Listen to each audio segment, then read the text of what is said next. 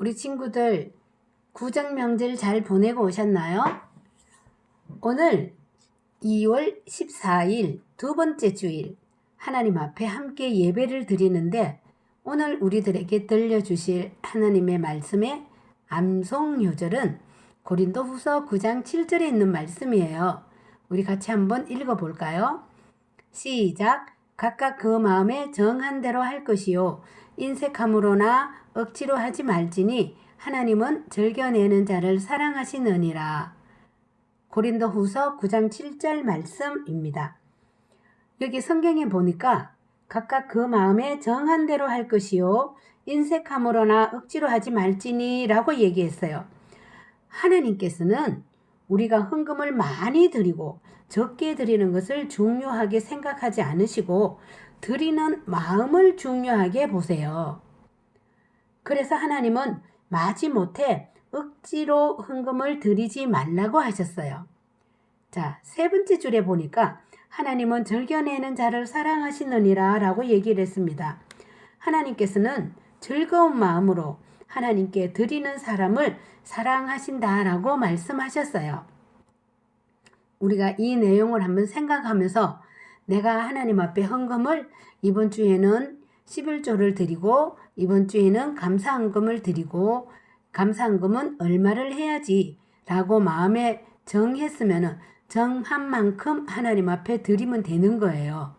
그런데 그것을 계산을 해보니까 이거 헌금 내고 나면은 내가 얼마 남지 않았는데 이거 할까 말까 이렇게 인색한 마음으로 그리고 또 누가 보니까 억지로 하는 마음으로 하나님 앞에 드리지 말아라 라고 얘기를 했어요.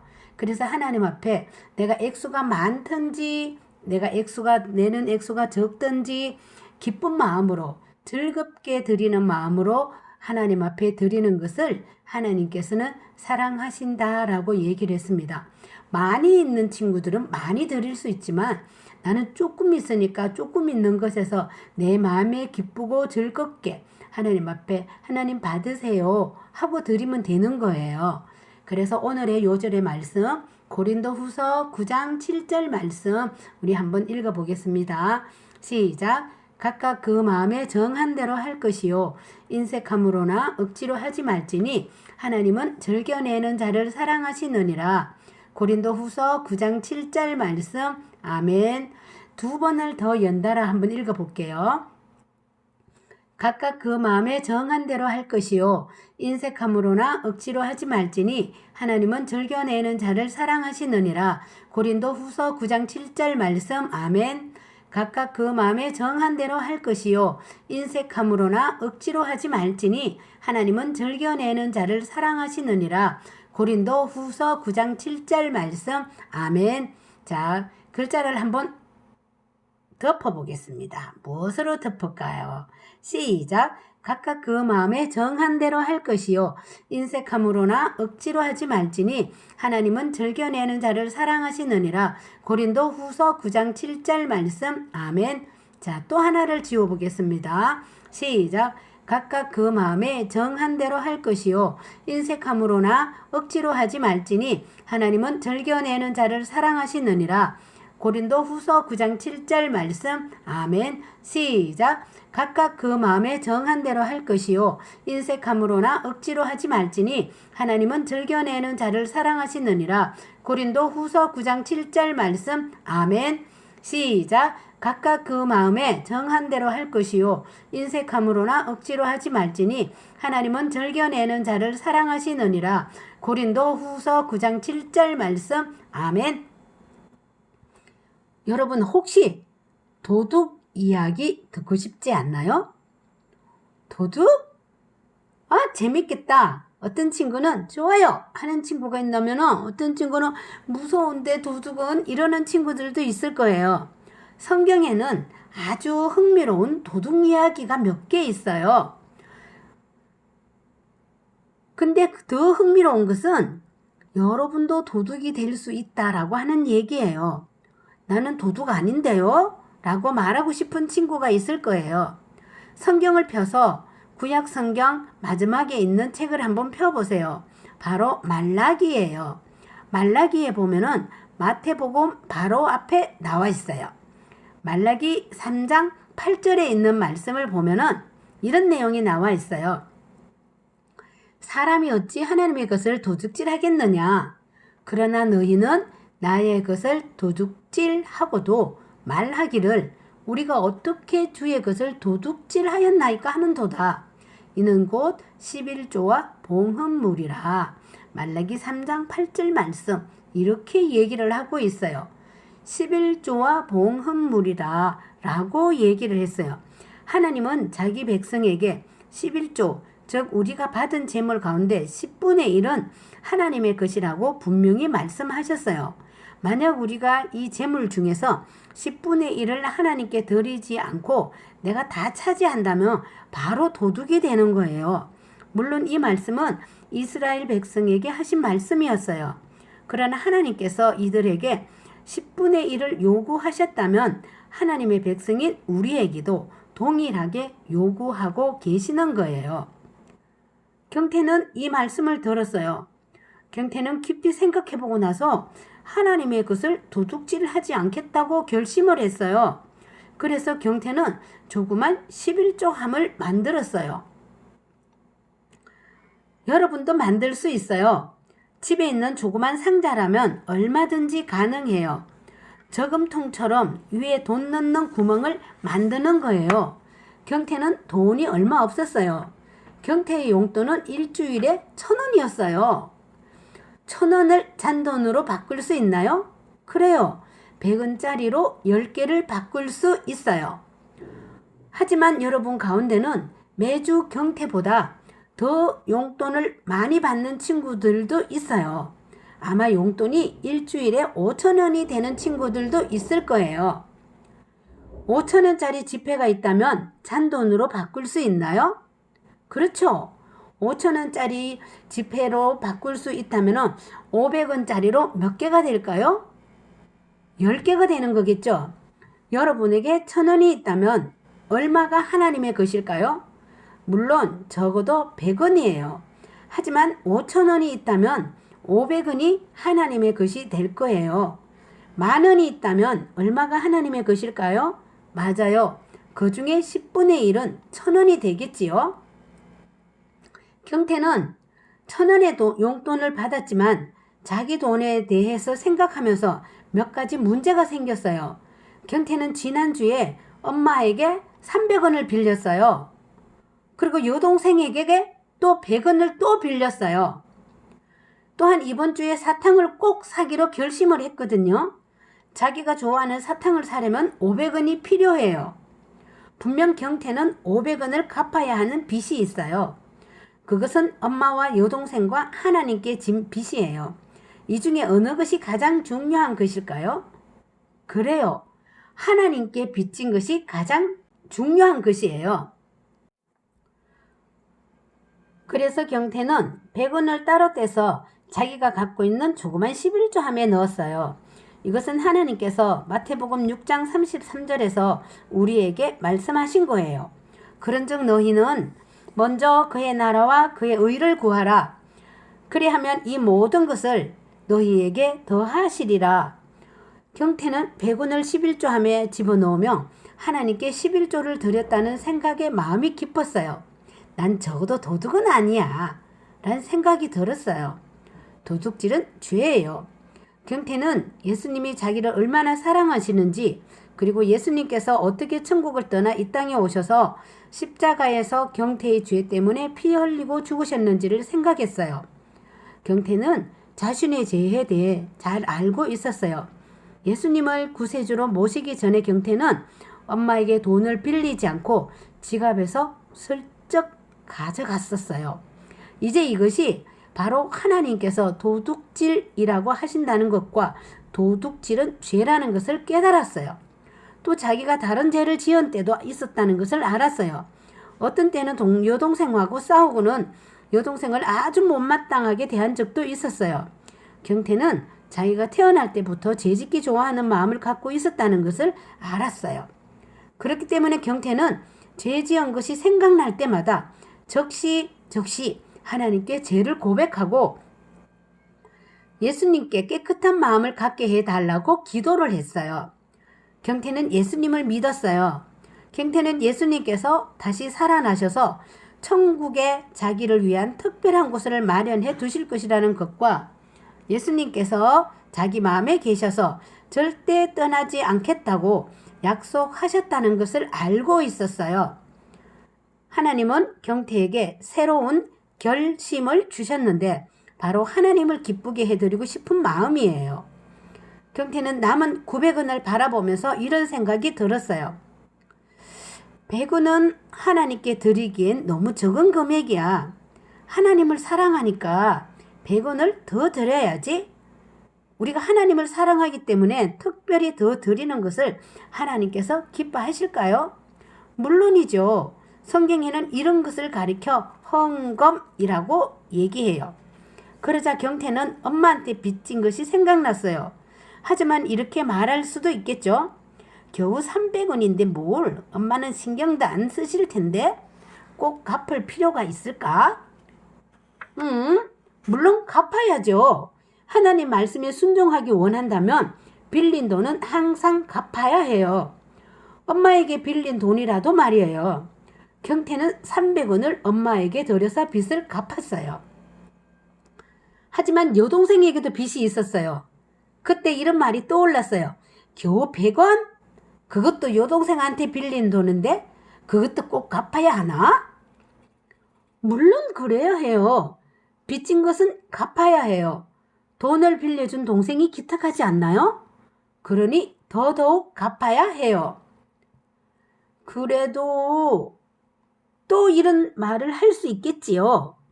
경태는 사탕을 사고 싶었기 때문에 그 돈을 갚을 수 없을 거예요. 정말 그런지 어디 볼까요? 경태가 가진 돈은 1,000원이었어요. 그중 200원은 하나님께 드렸고 300원은 엄마에게, 100원은 여동생에게 주었어요. 그럼 400원이 남았지요? 경태는 사탕을 사려면 적어도 500원이 있어야 해요. 사탕을 못 사는 것이 못내 아쉬웠지만 마음은 기뻤어요. 자기 돈으로 옳은 일을 했다는 것을 알았기 때문이에요. 확실히 경태는 하나님의 것을 도둑질하고 싶지 않았어요. 남은 400원을 주머니에 넣어 두었다가 다음 주까지 기다려서 사탕을 사기로 결심했어요. 그리고 나서 경태는 사탕 가게에 가서 잠시 둘러보았어요. 계산대 뒤에 있던 아줌마가 말했어요. 경태 왔구나. 뭐 사고 싶은 거 있니? 아니요. 오늘은 없는 것 같아요. 다음 주에 사탕 사러 올 거거든요. 그냥 둘러보기만 하는 거예요. 눈도장 찍고 갈 거예요. 그래? 그런데 이번 주에 사탕 몇 개를 싸게 할인해서 파는데 그걸 몰랐구나. 할인해서 3개에 1,000원이고 1개에 400원 한단다. 경태는 신이 났어요. 그럼 저 1개 살게요. 이렇게 말한 후 400원을 드렸어요. 경태는 이제 기다릴 필요가 없어졌어요. 때때로 하나님께서 우리에게 기다리라고 하세요. 하지만 하나님은 자기 돈으로 하나님을 높이는 사람에게 종종 이와 같이 더해 주시기도 해요. 하나님께 먼저 드린 사람이 받을 수 있어요. 11조를 드린 대가이지요. 하나님께서 필요한 것을 더 주시겠다고 약속하셨어요. 말라기에 나오는 나머지 구절을 읽어보세요. 9절에 하나님께서는 자신의 것을 도둑질한 사람들에게 저주가 있을 거라고 하셨어요. 하지만 10절에 하나님의 11조를 드리는 사람에게는 복을 주겠다고 약속하셨어요. 한번 시작해보지 않겠어요? 어릴 때부터 시작하세요. 나중에 커서 인색한 그리스도인이 되지 마세요. 게다가 11조 드리는 것은 재미있어요. 교회나 선교사님, 특별히 도움이 필요한 사람들을 도울 수 있는 재물이 우리가 드리는 11조를 통해 공급되기 때문이에요. 하나님께 먼저 드려야 하는 것을 깨달은 두 위인에 대해서 이야기해 볼까 해요. 첫 번째 사람은 르트느라고 하는 사람이에요. 이 사람은 트랙터로 움직이는 엄청나게 큰 스크레이프, 그 길 닦는 기계 있죠. 그리고 흙 나르는 차, 이런 거를 만드는 사람이었어요. 이 르트느는 하나님께 뭔가 드려야 한다는 말을 듣자 이렇게 말했어요. 내가 하나님께 드릴 돈의 액수가 많고 적음이 문제가 아니라 하나님의 돈을 내가 얼마나 가져가느냐가 문제이다. 이 사람은 자기가 가진 돈으로 하나님을 높였고 하나님께서는 그에게 수천만 달러를 주셨어요. 루터는 11조를 하나님께 드리고 난 나머지를 자기 생활비로 쓰지 않고 몇 년 동안 헌금을 계속 늘렸어요. 그리고 나중에는 10의 9조를 하나님께 드리고 난 후 나머지 10분의 1로 자기 생활을 했어요. 루터네 씨가 돈을 하나님께 거의 다 드려서 가난해졌을까요? 아니에요. 오히려 백만장자가 되었어요. 하나님께서는 11조 드리는 사람을 모두 백만장자로 만드시는 것은 아니지만 언제나 이들에게 복을 주세요. 하나님의 말씀을 들어보세요. 너희의 온전한 11조를 창고에 들여 나의 집에 양식이 있게 하고 그것으로 나를 시험하여 내가 하늘 문을 열고 너희에게 복을 쌓을 곳이 없도록 붙지 아니하나 보라.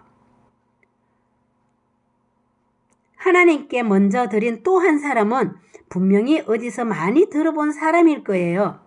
그 사람의 이름은 윌리엄 콜게이트예요. 이 사람은 미국에서 가장 유명한 치약, 비누 회사인 콜게이트를 창설한 사람이에요. 그런데 흥미로운 것은 이 사람이 이런 것들을 만드는 사람으로 유명하기도 했지만 부자가 되기 전에 오래전부터 자기가 가진 돈으로 하나님을 높였던 사람이라는 거예요.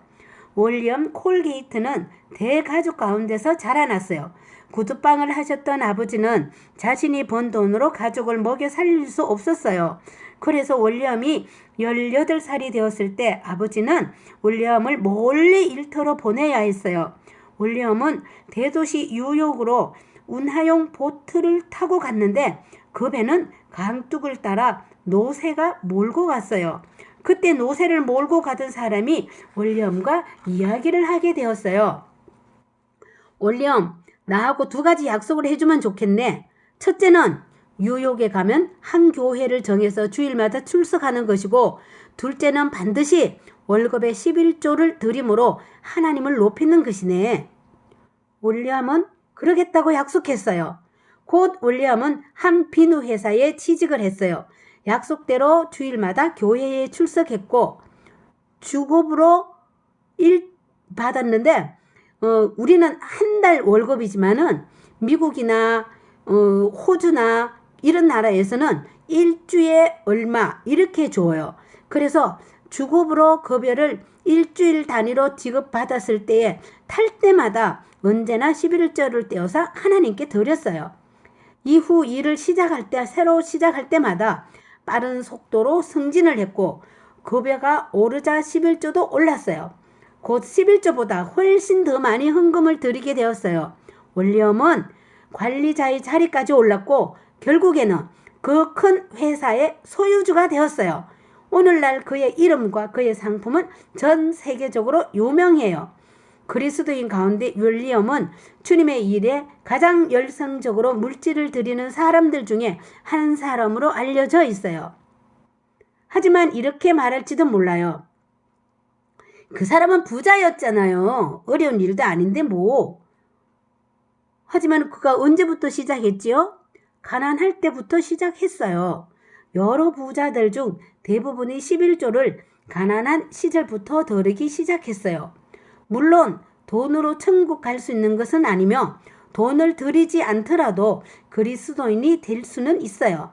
하지만 우리를 죄에서 구원하신 예수님을 구세주로 영접했다면 우리는 반드시 하나님께서 주신 돈으로 하나님을 높이고 싶은 마음이 생겨날 거예요. 이미 예수님께서 여러분의 마음속에 계신다면 오늘 예수님께 여러분이 가진 돈의 11조를 드림으로 하나님을 높이기 원한다고 말씀드리지 않겠어요? 그렇게 한다면 경태가 그랬듯이 여러분은 더 많은 돈을 헌금으로 드리고 싶어질 거예요. 여러분이 하나님의 자녀이므로 온전한 11조를 기쁨으로 하나님께 드리세요. 11조를 드리는 사람은 누구든지 놀라운 일을 보게 될 거예요. 자기가 가진 돈이 하나님의 일에 쓰이는 것에 놀랄 것이고 또한 이렇게 나눌 때 마음속에 생기는 기쁨이 놀랄 거예요. 또 한 가지 놀라운 것은 하나님께서 어떻게 필요한 것을 아시고 채워주심과 동시에 덤으로 더 주시는 것을 보게 된다는 것이에요. 하나님은 복을 받을 것이 없도록 부어주실 것이라고 약속하셨어요. 여러분이 이제부터는 도둑이 아닌 11조를 잘 드리는 친구들이 다 되기를 바랍니다. 기도하겠습니다. 참 좋으신 아버지 하나님, 은혜를 감사합니다. 하나님께서 우리를 통하여 11조 드릴 수 있는 마음을 주시고 또 아버지 하나님 앞에 드리는 기쁨을 느끼게 해주시고 하나님께서 우리의 필요한 것들을 채워주셨고 채워주신 그것을 또 나눌 수 있도록 도와주셔서 감사합니다. 하나님께서 은혜 베풀어 주셔서 더 많은 것을 주님 앞에 기쁨과 감사함으로 드릴 수 있는 우리 모든 사랑하는 친구들이 될 수 있도록 도와주세요. 예수님 이름으로 기도합니다. 아멘.